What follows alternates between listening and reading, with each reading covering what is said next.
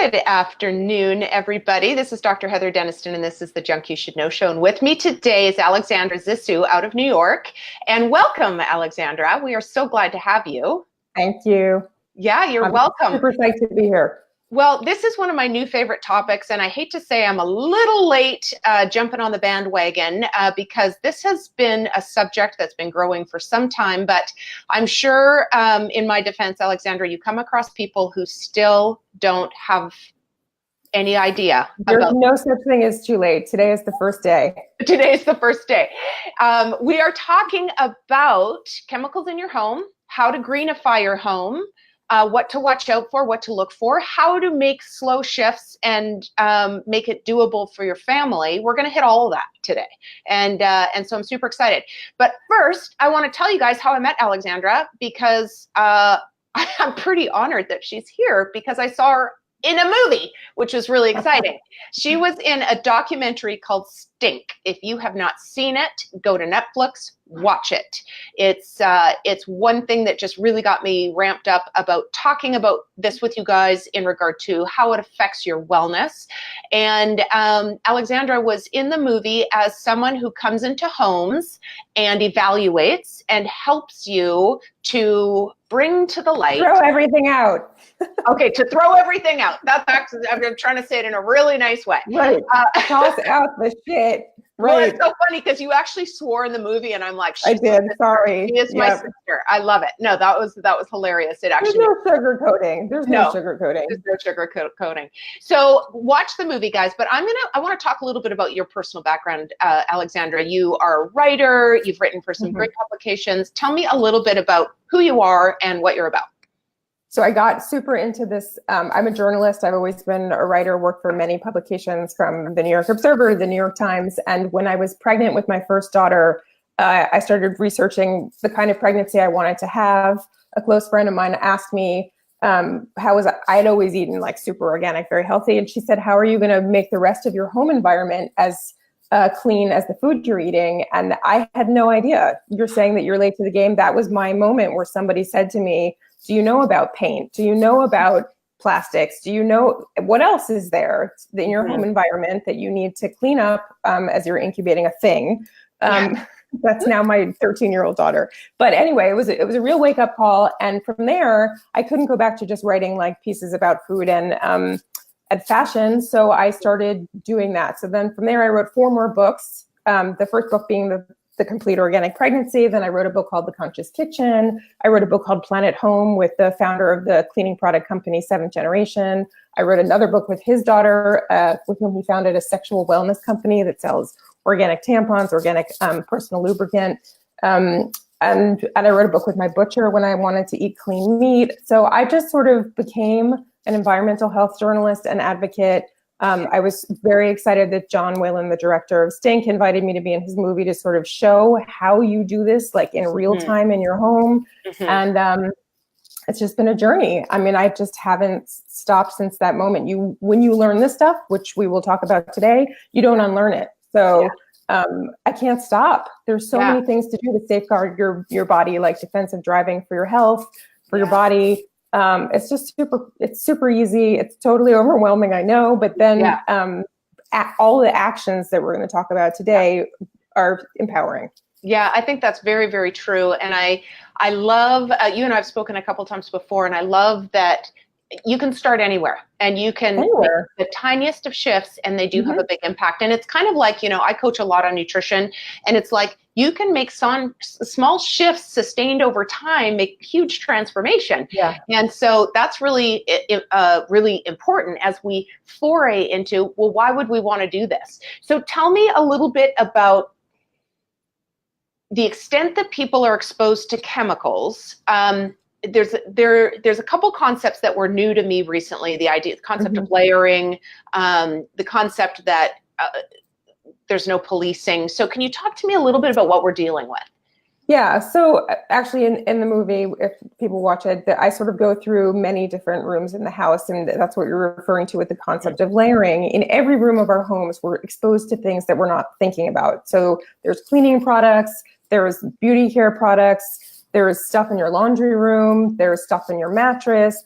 And I just want to be really cautious. Like everything in the world, the building block of everything is chemicals. So it's not everything's a bad chemical, but there are harmful hormone disrupting chemicals and cancer forming chemicals that we all willingly purchase and bring into our homes. Yeah. And the reason we do this is not a blame game. I'm not saying you're bad, you bought bad chemicals and you're going to get sick. We do this because as consumers, we believe that the stuff that's on store shelves has gone through some mythical, rigorous standard of safety, and that therefore if it's for sale, it's got to be okay for me. And unfortunately, that's just not true, because our government protects business.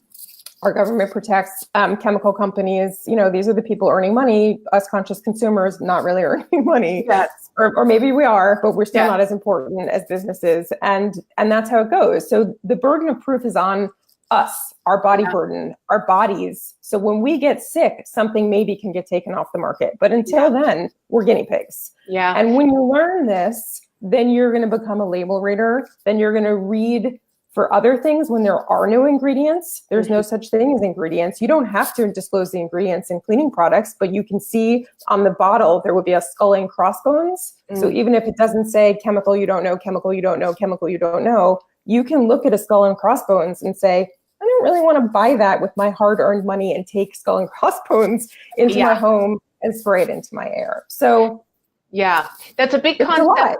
It is a lot. And the idea of body burden, guys, is that even if there were regulations in place, each product you put out will have a certain regulation, but they are not ever going to take into account the fact that you wash your kitchen counter and then you put a lotion on your skin, and then you smell a candle that's full of fragrance, and then you put on some clothes that have been chemically treated. Nobody can possibly measure the like you said, that layering effect and that impact that it has on you. So we have to be overly cautious, right? I mean, we have to really, really jump in there. So can you talk a little bit about fragrance? Because that was a surprise to me. Sure. And that is the main topic of the movie Stink, obviously the name Stink. And I just finished talking about the way sort of personal care product legislation goes in America. Fragrance is this unique thing. It's just a word, but it actually is a placeholder. If you see the word fragrance on an ingredient list, it means that there's a government protected trade secret in that product. So, you're a big fragrance company, you make this formula, your product is very expensive. The government is protecting you from someone knocking off that patented, intellectual property blend so that nobody can knock it off and take your money. But again, the humans are the guinea pigs, because there's hundreds and hundreds of things that could potentially go into that blend. And you'll never know. Some of those things make people very sick. And I'm actually have been told by skin doctors that I'm allergic to fragrance, but I have no idea what I'm allergic to, because there's too many things that could be in there. So I'll never know.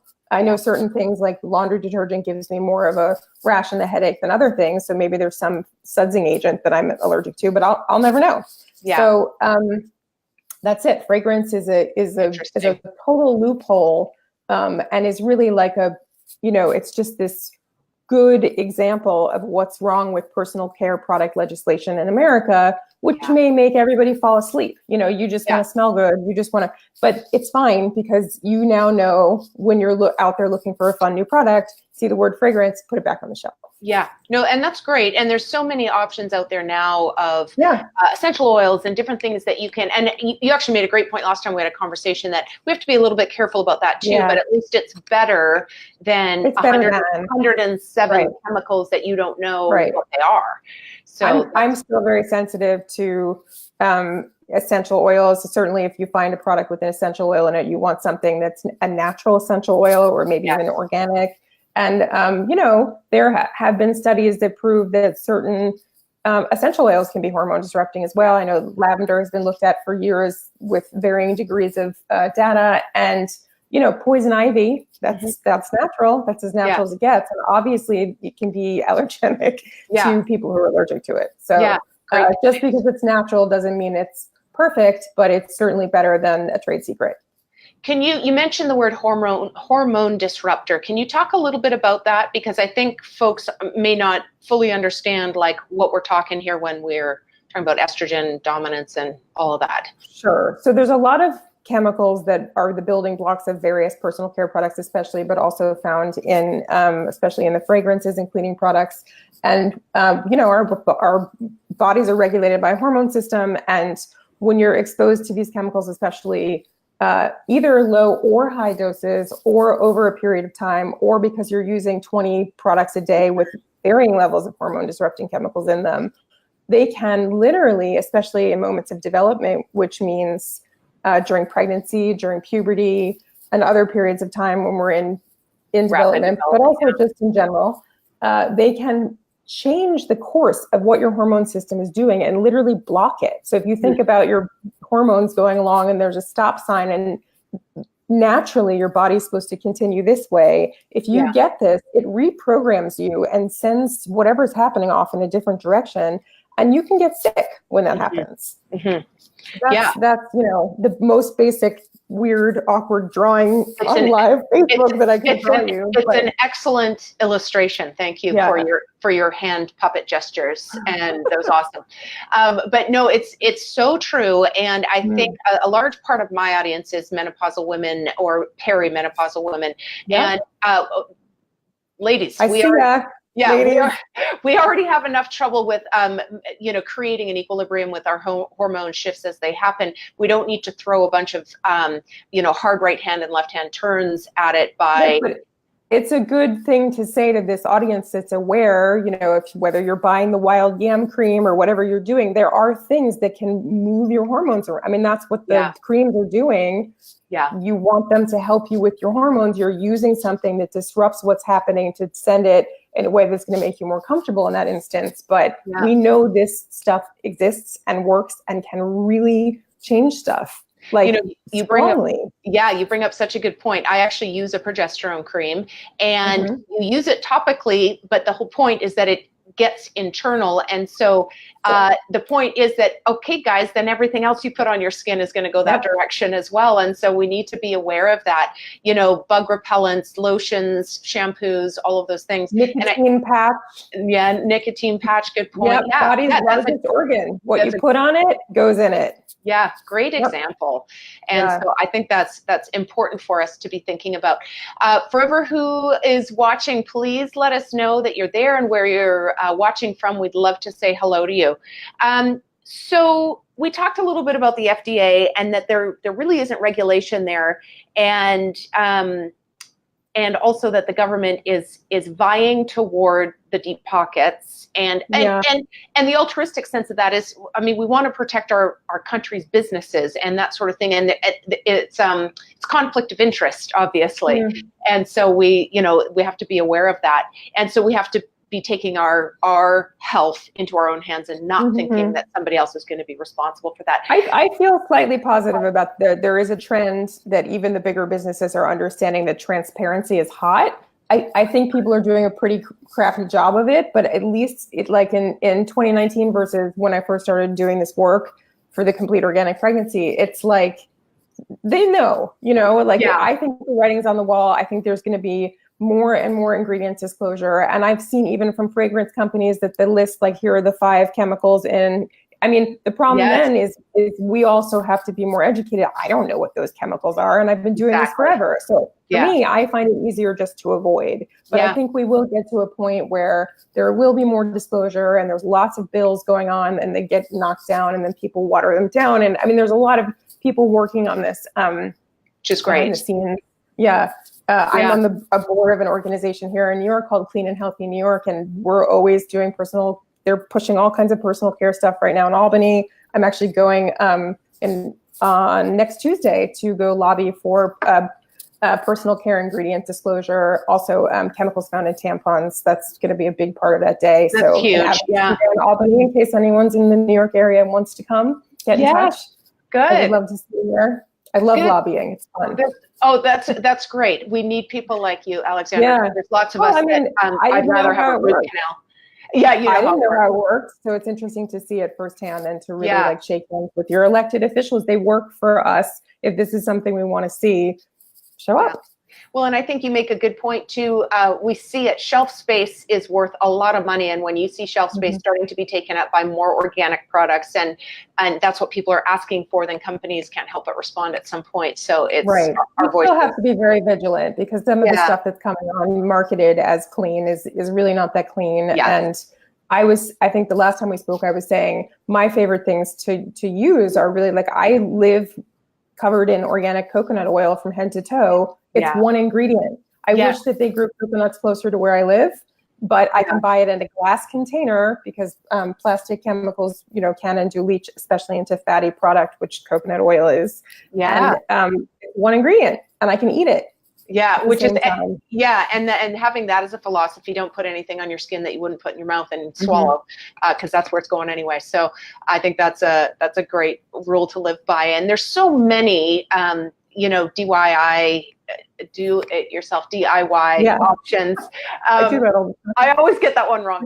Me too. And simple things like you say, one ingredient, vinegar, for cleaning solutions and things like that. Yeah, that we can create in our home. And so one thing I would like to talk about, because like you said, some people find this subject a little bit overwhelming because they're like, oh my gosh, if I counted the amount of chemicals in my home, I would want to sit down and cry. So what do you recommend as a starting point for people? I recommend starting where it feels comfortable. We talked about the last time we spoke too, like picture yourself on your New Year's Day diet. You can't do it all at once, and you can't do something that is just never going to feel natural or feel comfortable to you. You can't give up everything. So are you someone that loves food, that has been meaning to go sort of more organic or eat more local food, even on the East Coast, which is clearly colder than where you are today? And my farmers markets are going to start soon. There's asparagus finally growing. There's, is food your way in? Is that what you're passionate about? Is it you're a beauty junkie and cleaning up your beauty stuff? Is that your way in? Do you have kids? Do you have grandkids? Or are you passionate about cleaning up a kid's room or nursery, or looking into, which crayons are safe or which lunchbox is safe? Where's your passion? That's your entry point. So, I love that. So then you go in. I did the whole thing so you didn't have to. And there's so many books to tell you, and the chapters of my books are broken up. I mean, I have one book that's called The Conscious Kitchen because food is truly a passion. So then that's broken up into different kind of sections. But on the books like Planet Home, it's, your living room, your bedroom. Obviously, it's a system. Your home is a system. So there's airflow between the rooms, but you pick your passion. And then you break it down and you do it. Does something not make, say you take your lunch to work and you're working on reusable containers rather than throwing out plastic, and is it really hard for you to carry around glass? Does it bother you to have that clinking around in your bed? So okay, that's not for you. You're going to figure out, just be nice to yourself as you're doing this thing, because it really, people talk about self-care and wellness. Greening your home is the ultimate in wellness. And it's not just for you. Do you live with other people? Do you live with pets? Whatever steps you take to reduce indoor air pollution or clean anything up, it's going to help everybody around you. It's a system. The people that live with you, it's part of the system. And it's just such a good, solid wellness idea. Yeah, and it's very tangible. Like when you start to make those changes, like one of the things that I started doing was kind of opening, it doesn't matter the weather, I'm opening up my home 30 minutes to an hour every day, all windows, all doors, just get some fresh air in there. And that was something that I learned only a little while ago. I mean, I love doing it anyway, but I didn't think about the fact when your home is closed up, it's just off-gassing. And so that's one thing with that step, which I love, and I tell people to do because it's free too. Everyone's like, oh, it's expensive to go green. I was like, here's my 10 free things. That one's so backed up by scientific data that it's like, I mean, the EPA has written so many times that the air inside, even in urban environments, is dirtier than the air outside. Like I forgot the number, but it's like 10 times more. And that's like, I mean, I'm a native New Yorker. I grew up in New York City. I'm right now living in the country. But I feel like the air in New York is cleaner than my apartment. That's wild. And that's because there's glue, formaldehyde glue in your pressed particle board furniture. There's your plastic shower curtain is off gassing, phthalates from PVC chemicals. And it's just 10 minutes a day. 30 minutes is fantastic, but 10 minutes a day, even in the middle of the winter, you just crack that. It's like air washing. It's free air washing. Air washing. I love that word. Okay. You walked into this one. What are a couple other your free ones? Take off your shoes when you come in your home. The stuff that we are carrying on the bottom of our shoes is not dog poop or pee or anything. It is lead, dust, pesticide residue. Anyone that lets their baby crawl on the floor, it doesn't matter if you're in an urban environment or if you're in a rural environment, there is stuff that you are willingly tracking in on the bottom of your shoes that is polluting your home, and it's completely free. And if you don't like it and it doesn't match your outfit, then invest in a new sock collection, which is what I had to do years ago. My other half is his family's from Finland, and when I first met him, I was so annoyed that I had to take off my shoes, and now here I am 20-something years later telling everybody, but I have a lot of good striped socks from Scandinavia that make the outfit. That's great.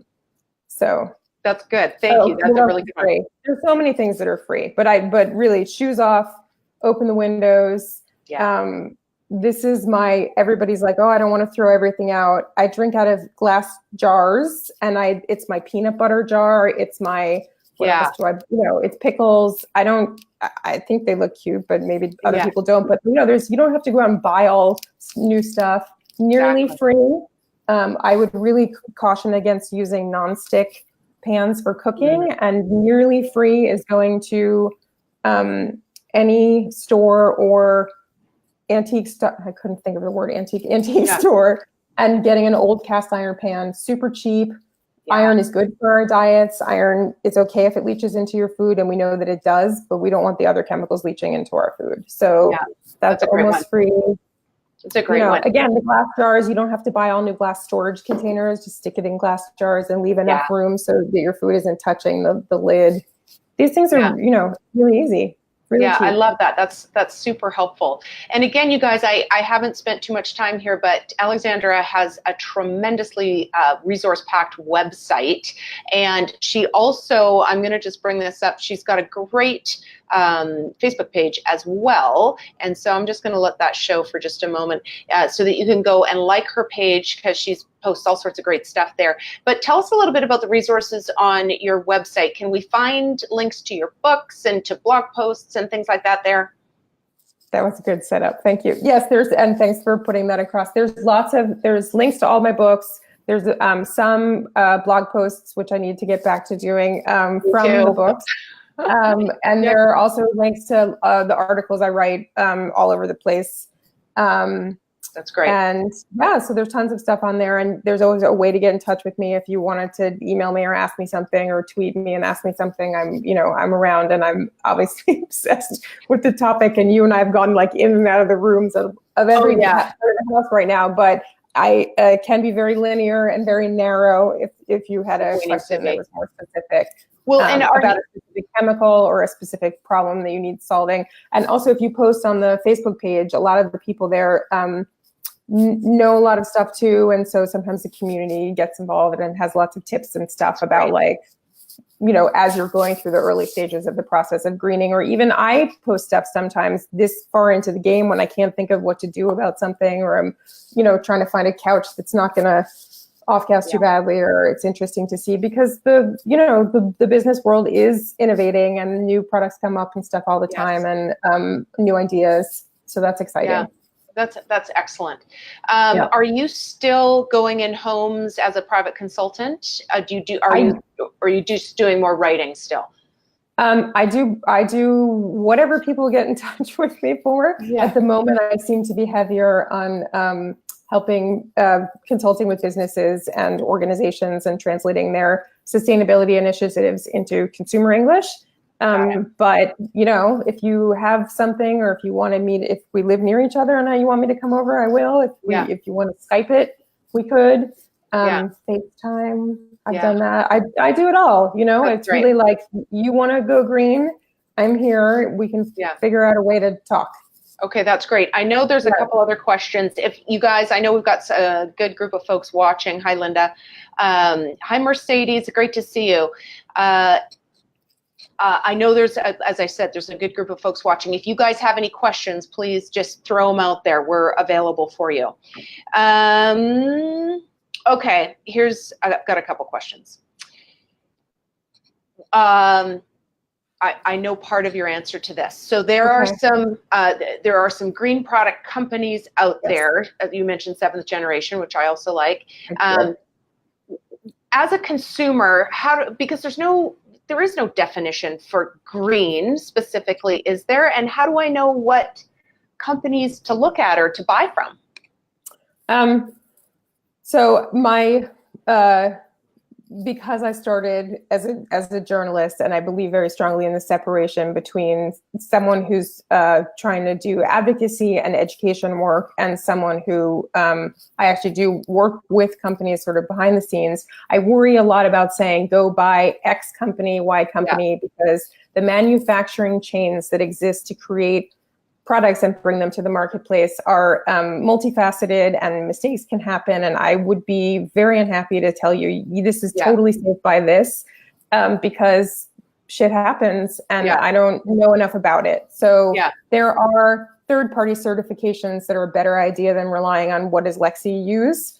And that is USDA organic. And some people feel strongly that those, there's a lot of infighting about those standards, and some people feel strongly that they've been weakened, and I agree with all of that, but it's still the best we got, so I rely on it. I never, for food, I don't think USDA organic foreign, like blueberries from Chile that are USDA organic, or Mexico or wherever, not to call out any one country, I don't think China as a country, I don't think those standards are as stringent when they're abroad as they do when they're in the US. Oh, that's good to know. So that's one I always rely on, USDA organic.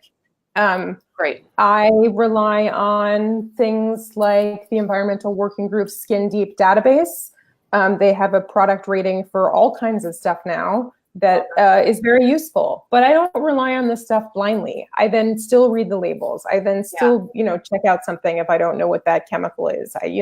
I think less is more. Ingredient lists should be short, and that's for food, that's for cleaning products, that's across the board. So I would prefer a whole chicken to a chicken nugget. I prefer coconut oil to a face cream with 20 things in it.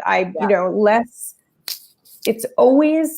you always get into trouble when there's too many things. Yes, there's agreed. Ways that something can go wrong. That one chicken can have a problem, but when there's 30 other ingredients, that's 30 other problems, maybe. Yeah. So and I think every ingredient added is further testament to processing and opportunities for issues. And so I think that's super key. And I think, like you're saying, start with what can you use out of your kitchen and at home for cleaning products and skincare products. What can you make, from whole food products at home? And then less ingredients is more, is what you're saying. So the fewer the better.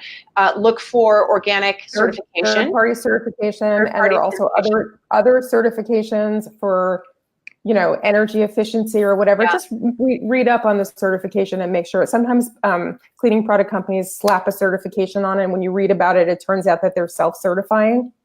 Which is ridiculous. I know. It's a mess out there. But I also, for cleaning product companies, I like to buy from people who willingly disclose their ingredients, because you don't have to. And so it does do a good moment between me and that company when they were like, okay, well, here's what it is. Some of them then disclose that they're using something that is referred to as safe synthetics, which is green chemistry. It's not hidden trade secrets. They tell you what they're using. I still prefer natural, even though we already talked about natural equals poison ivy. Natural sometimes isn't perfect.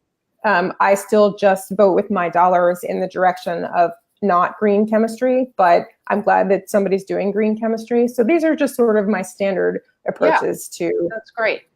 Products. Couple questions for you. First of all, Hillary, Alexandra's Facebook page is scrolling along the bottom. I'll also put it in the comments below when we are done. Number two, Hillary had a question. So you get a new car, You got that new car smell, right? Oof. That's off-gassing. How long, like, because the smell goes away, are you still dealing with it?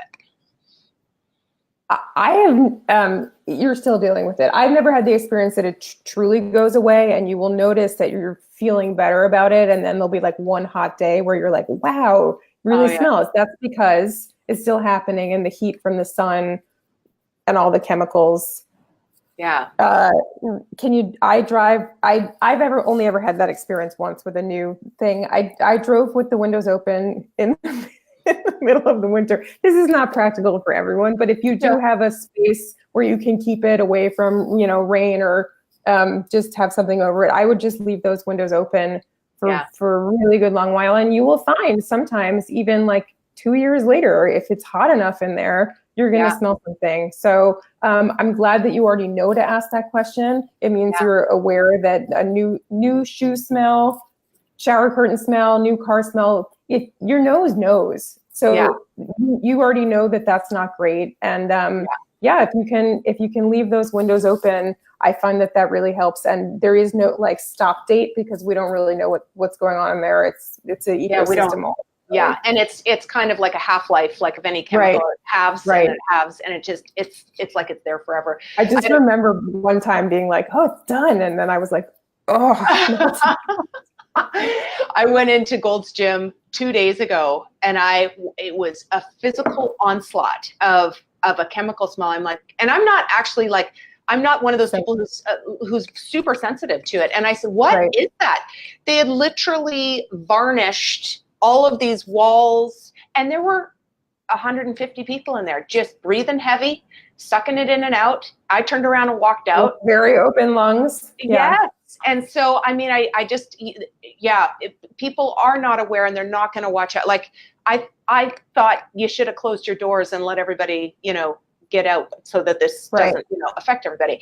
The second thing I was going to say is, as a chiropractor, I'm often consulting on mattresses and pillows and stuff. And I would tell people, take all the plastic off, put the mattress on your car and drive around for 2 hours just to like air that thing out because it's everything. I mean, it's all the fire, he goes into in the movie a lot about furniture, fire retardant and why that all came to be. And so it is ubiquitous, is putting it mildly, I think. Which is why it's so important to take care of the things that you can knock down, because it's very difficult for you there sitting watching this to have, I mean, you can buy a better mattress, but you don't have control over. And you may not, maybe you've purchased some of these larger ticket items so long ago that, you're not going to sell your new car and go get a used one right now. And there might be something, wrong with that too. So to take care of the food, to take care of the cleaning products, to take care of the smaller ticket items that you use daily that really do add up because you are using them daily, that's pretty good. So maybe your mattress, you're not going to, but you can change your laundry detergent and you won't be breathing in that residue all night long. And that's great. That's a really good thing to do, to take care of what you can take care of and not fret about the bigger things that really you can only change by voting. Great. That whole 1 minute section right there was amazing because it is so true. It's easy to get discouraged and overwhelmed. And especially if you are on a tight budget to think about trying to transition everything, it's definitely not what you and I are saying. It's you take one little step at a time and it's just a consciousness, just think about it. When you run out of something, could you opt for a better option, right? A more green option. So that's super key. And I love that you talked. I liked, just when we're talking about on a budget, years ago, I was asked to go to a supermarket and like do a week's shop next to someone that was doing a week's shop to prove that it's not that more expensive what I do. And, packaged foods are expensive. Yeah.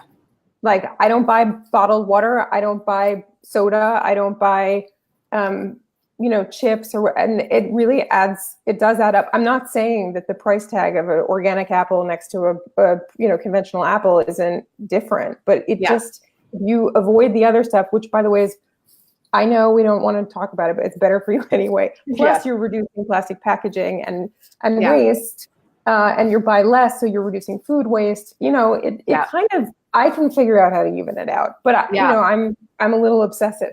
about this.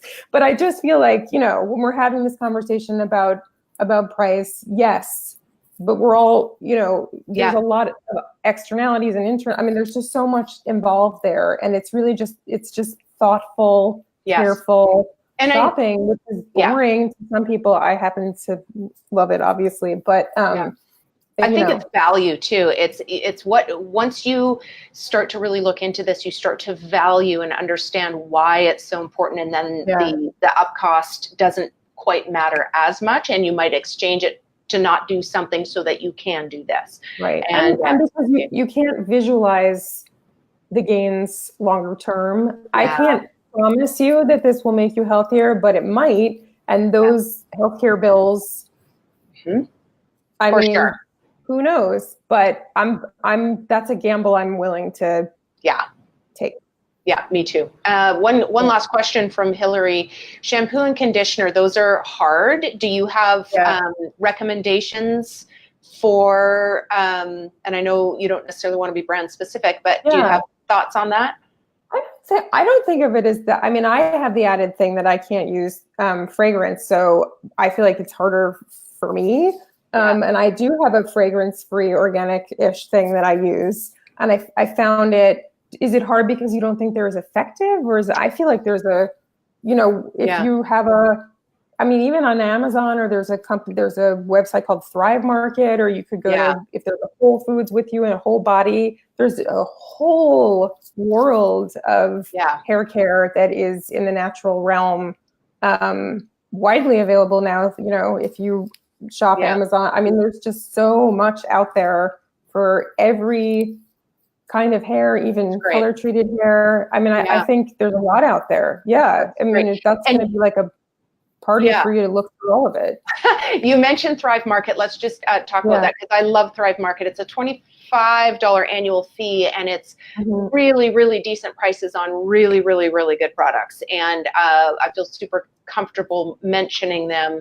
They do a good job with what they have there. They're quick delivery. So if you do not know about Thrive Market, I'm going to put a link in the comments below. One that I'm going to mention too is Detox Market, is a company that I really like as well, and they've got some excellent products, including shampoos and conditioners, Hillary, that I think are no poo. There's a whole other movement of just giving it up. I keep meaning to, but I haven't managed. And also just for like leave-in conditioner and stuff, one of the things, especially because I had to go fragrance-free, that I learned is that, and it is raining where I am today, so you might not want to take my hair advice, but jojoba oil, macadamia nut oil. I mean, coconut oil, you don't need, you know, like the leave-in product that I used to use, and I will talk. So I actually loved, and it was quite expensive, a brand called John Masters Organics. And when I became, when it was very clear that I was allergic to my own products, and that's why I was getting a rash all over the place. And it was some of the essential oils in there. It's not the company, it was the oils. That stuff was great, but there's tons of other, there's just tons of stuff out there. But I did like that, even like the 1 ingredient leave-in conditioner versus the 20 ingredient leave-in conditioner, even if they were both in the organic realm, I love the 1 ingredient. Yeah, I think I'm with you. Well, Alexandra, I want to thank you so much. We've had good turnout today, and I know there's going to be lots of you watching in replay, and we love you just as much. And I'm so grateful. What I'm going to do is put, Hillary was asking for the link to your website. I'll put that down below, plus the link to some of her books. And like I say, a wealth of information, and I'm so grateful for the work you did with the Stink film, because that's how I found you, and I'm so glad to know you, and had the opportunity to interview you twice now. So that has just been fantastic, and I'm tickled about it, and I know everybody else is grateful too. So thank you so much. Thank you. Yes, thank you so much, guys. We'll see you next Friday at noon. Thank you for tuning in. Hey, Dr. Anaker. And please, if you did not see this whole show, go back to the beginning. It's the whole thing was packed full of great information. So we'll see you guys all next week. Thank you so much. Have a great weekend. Thanks so much. Bye.